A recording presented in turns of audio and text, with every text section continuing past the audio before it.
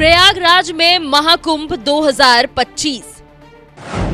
शबनम शेख ने लगाई डुबकी, संगम में लगाई डुबकी। शबनम के स्नान से मचा हड़कंप।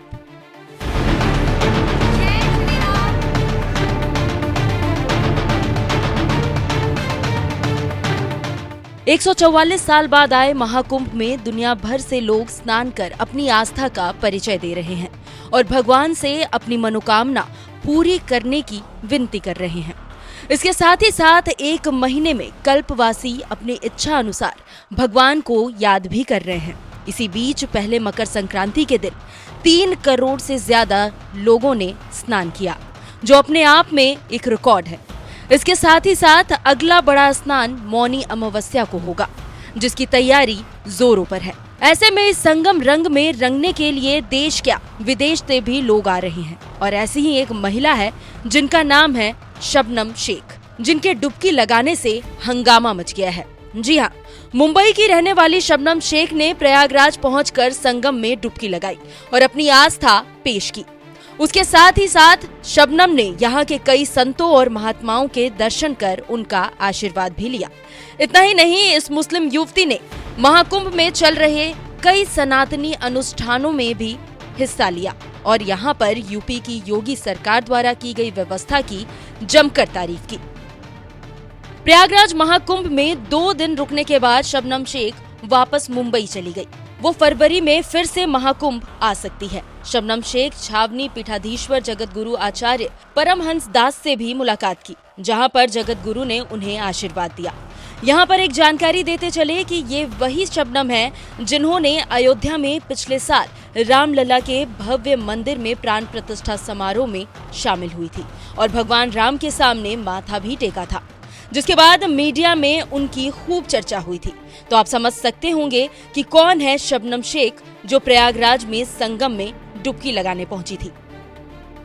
जानकारी देते चले कि मुंबई की रहने वाली 23 साल की शबनम शेख शनिवार को प्रयागराज पहुंची।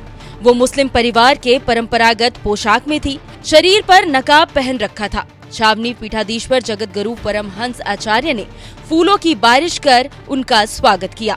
शबनम ने इस शिविर में चल रहे धार्मिक अनुष्ठानों में हिस्सा लिया।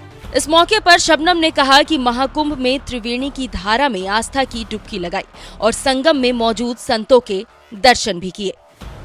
दर्शन करने के बाद शबनम शेख ने कहा कि संतों के दर्शन से दिव्य अनुभूति हुई। मैं पहली बार महाकुंभ आई हूँ। यहाँ के बारे में जो कुछ सुना था उससे कई गुना ज्यादा सुखद एहसास हुआ। मैं यहाँ चल रहे यज्ञ में भी शामिल हुई हूँ। मैं यहाँ पर निडर होकर आई हूँ। महाकुंभ में मुसलमानों की एंट्री बैन किए जाने की बहस के बीच यहाँ पहुँचने पर उन्हें डर नहीं लगा। हर किसी ने उन्हें खूब सम्मान दिया। संतों के शिविर में उनका अभिनंदन हुआ। शबनम शेख ने कहा कि यहाँ पहुंचकर इतनी अनुभूति हुई कि फरवरी महीने में फिर से महाकुंभ आने का मन बनाया है। तो आप समझ सकते हैं कि कैसे और क्यों शबनम की चर्चा हो रही है और इसका कारण क्या है। इसलिए शबनम मीडिया में सुर्खियां भी बटोर रही है। वहीं शबनम शेख जिस जगत गुरु परमहंस आचार्य से मुलाकात करने पहुंची थी, उन्होंने संगम और शबनम को लेकर क्या कुछ कहा है वो भी सुनिए। तपस्वी छावनी पीठाधीश्वर जगत गुरु परमहंस आचार्य ने शबनम शेख को लेकर बड़ी बात कही और कहा कि शबनम जैसी बिटिया समाज को जोड़ने का काम करती है। वो इस्लाम धर्म की है, लेकिन सनातन के प्रति उनके मन में जबरदस्त आस्था और सम्मान है। ऐसे लोगों का महाकुंभ में स्वागत है।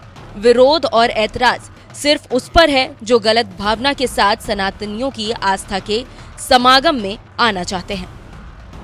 तो आप समझ सकते हैं कि कौन है शबनम शेख और वो क्यों चर्चा में है।